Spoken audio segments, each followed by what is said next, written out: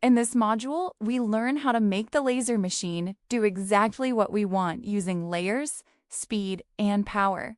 In RDWorks, every color in your design represents a layer, and each layer can have its own settings. This means one color can engrave, while another color can cut. Engraving usually moves faster and burns the surface, while cutting moves slower with more power to go all the way through the material. To set this up, we select an object and assign it a color layer.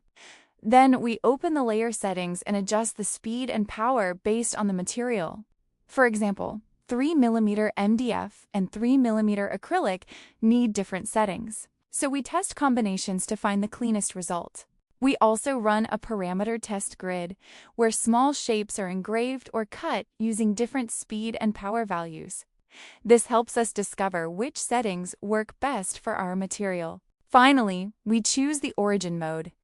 This tells the machine where the job will start on the bed.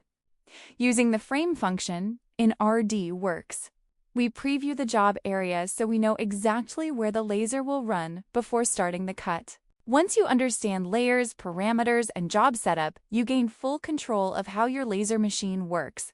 If you found this helpful, subscribe and hit the bell so you won't miss the next module.